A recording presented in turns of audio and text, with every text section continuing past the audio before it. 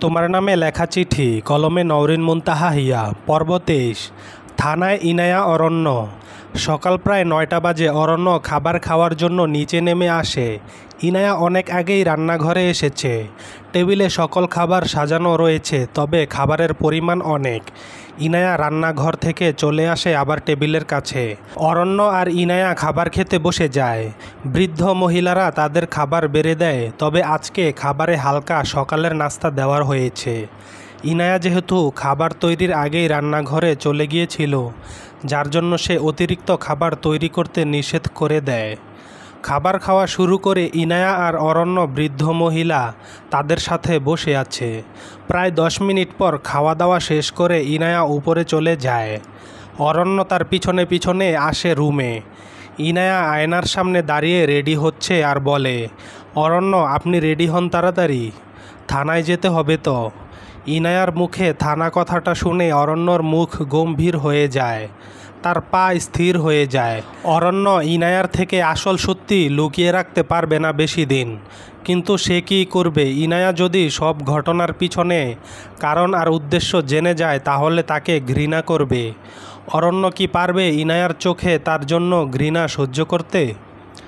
ইনায়া পিছনে ফিরে তাকিয়ে দেখে অরণ্য এক ধ্যানে তাকিয়ে কি হয়েছে যেন চিন্তা করে যাচ্ছে। ইনায়া ভ্রুকুচকে তাকিয়ে বলে, অরণ্য আপনি কি আমার কথা শুনেন নাই? যান, রেডি হন, বের হতে হবে। অরণ্য শান্ত গলায় উত্তর দেয়, এত সকালে কি থানা খুলবে? মাত্র খাওয়া দাওয়া শেষ করেছি, একটু রেস্ট নেই, এরপর না হয় যাওয়া যাবে। অরণ্য কথাটা বলে দরজার কাছে থেকে হেঁটে রুমের মাঝে প্রবেশ করে। এরপর শরীর ছেড়ে দিয়ে বিছানায় বসে যায়। অরণ্যর এমন আচরণ দেখে ইনায়া বলে, অরণ্য গ্রামের মানুষ খুব ভোরে ঘুম থেকে উঠে, তাই থানায় পুলিশ তাড়াতাড়ি এসে পড়বে আর আমাদের যেতে সময় লাগবে। রেস্ট পরে নেবেন, এখন রেডি হন। গল্পটি কেমন হয়েছে লাইক ও মন্তব্য করে মতামত জানাবেন, আর চ্যানেলটি সাবস্ক্রাইব করে আমাদের পাশে থাকবেন। ইনায়া এত তাড়াহুড়া কেন করছেন? আর আপনার মামার বিষয়ে যদি থানায় কোনো তথ্য না খুঁজে পান তাহলে কি হবে? অরণ্য কি সত্যি বুঝতে পারছে না ইনায়া এমন কেন করছে? তার মামলার রায়ের তারিখ দ্রুত চলে আসছে, আর এসএস কোম্পানির আসল অপরাধী বিষয়ে জানার আগ্রহ ইনায়ার রয়েছে। যদি সাফায়েতের মৃত্যুর বিষয়ে সঠিক তথ্য না পাওয়া যায় তাহলে কত বড় সমস্যা হতে পারে। অরণ্য শুরু থেকে ইনায়াকে সাপোর্ট করছে, তাহলে এখন তার এমন উদাসীনতার কারণ কি? ইনায়া বলে, অরণ্য সাফায়েতের মামার মৃত্যু সাধারণ বলে মনে হয় না। নিশ্চয়ই মামার মৃত্যুর পিছনে কোনো আগন্তুকের ষড়যন্ত্র রয়েছে। থানায় গিয়ে যদি মামার মৃত্যুর বিষয়ে অল্প তথ্য পাওয়া যায় তবে তা অনেক উপকার হবে। যতক্ষণ না আসল অপরাধীকে খুঁজে শাস্তি দিতে পারবো ততক্ষণ এই ইনায়ার মনে শান্তি হবে না। ইনায়ার কথা শুনে অরণ্য হালকা ঢুক গিলে ইনায়ার দিকে তাকায়। ইনায়ার চেহারা স্পষ্ট ফুটে উঠছে সে তার মামার খুনির বিষয়ে জানার জন্য কত আগ্রহী। অরণ্য ইনায়াকে যথেষ্ট ভালো করে জানে।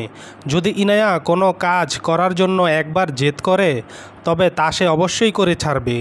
ইনায়ার এমন জেদ অরণ্যর ভয়কে আরও দ্বিগুণ বাড়িয়ে দেয়। তার এখন গা বেয়ে গাম পড়ছে।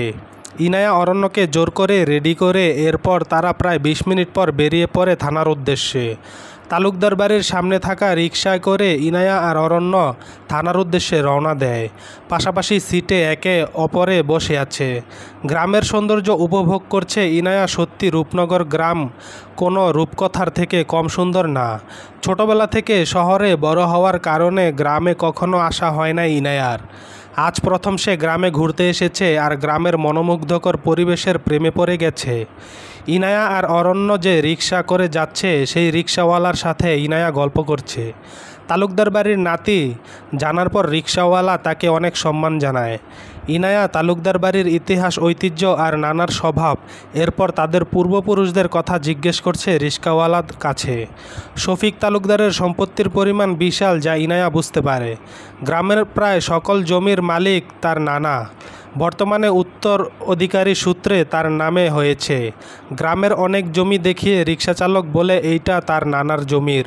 শফিক সাহেবের প্রশংসা শুনে অনেক ইনায়া সারা রাস্তা জুড়ে তার নানার বীরত্ব আর উদার মন মানসিকতার কথা শুনে ইনায়া ইনায়ার মনে ভীষণ খুশি অনুভব হয়। যদিও অরণ্য যথেষ্ট শান্ত থাকে, তার কণ্ঠ দিয়ে কোনো স্বর উচ্চারিত হয় নাই, বরং অরণ্যর শরীরে বিন্দু বিন্দু ঘাম দেখা যাচ্ছে। তার মুখে চিন্তা, বিষাদ আর গম্ভীরতার ছাপ ফুটে ওঠে। অরণ্যর এমন আচরণ ইনায়ার কাছে অস্বাভাবিক মনে হয়। তবে রিক্সা দিয়ে যাওয়ার কারণে হয়তো অরণ্য বিরক্ত হচ্ছে, যার জন্য সে চুপচাপ, তা মনে করে ইনায়া।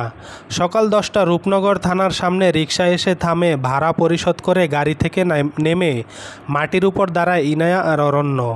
ইনায়ার মুখে নতুন রহস্য আর আসল অপরাধী খোঁজার প্রবল ইচ্ছার আনন্দ ফুটে ওঠে। অরণ্যর চোখে মুখে ভয়। থানার সামনে দাঁড়াতে নিজেকে অপরাধী মনে হচ্ছে। সময় ব্যয় না করে তারা থানার ভিতরে ঢুকে যায়। পুলিশের কেবিনে ঢুকে পুলিশ তাদের দেখে চেয়ারে বসার জন্য অনুরোধ করে। ইনায়া বসে যায়, অরণ্যও বসে যায়, যদিও তার হাত পা কাঁপছে। তবে সব প্রমাণ সে লুকিয়ে রেখেছে। ইনায়া আসল সত্যি জানবে না। তবে এত অল্প সময়ের মধ্যে সান পুলিশকে ম্যানেজ করতে পেরেছে নাকি না নিয়ে অরণ্যর যথেষ্ট সন্দেহ রয়েছে। ইনায়া বলে, রূপনগর গ্রামের পূর্ব জমিদার মৃত শফিক তালুকদারের নাতনি আমি, ইনায়া তালুকদার। শফিক সাহেবের একমাত্র ছেলে সাফায়েত তালুকদার অনেক বছর আগেই সড়ক দুর্ঘটনায় মারা যান। তার মৃত্যুর বিষয়ে আমাদের কিছু তথ্য জানার আছে। ইনায়ার কথা শুনে পুলিশ সাফায়েতের মৃত্যুর বিষয়ে ধারণা লাভ করে, যদিও তালুকদার বাড়ির প্রত্যেক সদস্যর পরিচয় তার জানা রয়েছে। পুলিশ অফিসার বলে, দেখুন মিসেস ইনায়া, শফিক সাহেব এই রূপনগরের যথেষ্ট সম্মানীয় লোক ছিলেন। তবে তার ছেলে সাফায়েত সাহেব এই গ্রামে বেশি থাকেন নাই, যার কারণে তার বিষয়ে আমি বেশি কিছু জানি না। তবে সাফায়েত সাহেবের মৃত্যুর বিষয়ে রূপনগর থানায় কোনো তথ্য নাই। পুলিশের মুখে না কথাটা শুনে ইনায়া অবাক। পুলিশ তার নানার বিষয়ে যদি জেনে থাকে, তাহলে সাফায়েতের মৃত্যুর বিষয়ে কেন জানবে না? আর সাফায়েত সড়ক দুর্ঘটনায় মারা যায়, নিশ্চয়ই মৃত্যুর পর থানায় কোনো ফাইল করা হয়েছে বা তার মৃত্যুর তদন্ত করা হয়েছে। তবে পুলিশের না শুনে অরণ্য মনে মনে খুশি হয়। সানভি টাকা দিয়ে সব প্রমাণ লোপ করে দিয়েছে, তা অরণ্য বুঝতে পারে। অরণ্য শান্ত হয়ে যায়। সে ইনায়ার দিকে তাকিয়ে দেখে। ইনায়া বলে, সাফায়েত মামার মৃত্যুর পর কি তার মৃত্যুর কোনো তদন্ত হয় নাই? তার মৃত্যুর কারণ কি শুধু গাড়ির অ্যাক্সিডেন্ট না অন্য কিছু, তা কি জানা হয় নাই? সাফায়েত মামার কি মৃত্যুর কোনো ফাইল কি এই থানায় নাই? ইনায়ার কথা শুনে পুলিশ অরণ্যর দিকে তাকায়। অরণ্য শান্ত হয়ে বসে আছে। পুলিশ অরণ্যকে ভালো করে জানে, কারণ সানভি তাকে টাকা দিয়েছে যেখানে অরণ্যর নাম সামনে আসে নাই। পুলিশ অফিসার বলে, না, সাফায়েত তালুকদারের মৃত্যুর বিষয়ে কোনো তথ্য থানায় নেই।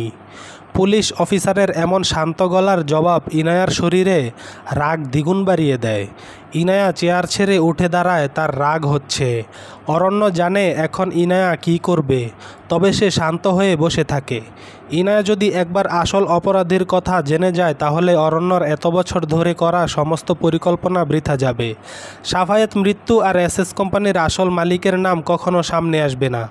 ইনায়া আর অরণ্য আবার শত্রু হবে। একে অপরের সব রকম চেষ্টা করবে সত্যি আর মিথ্যা আড়ালে রাখবে।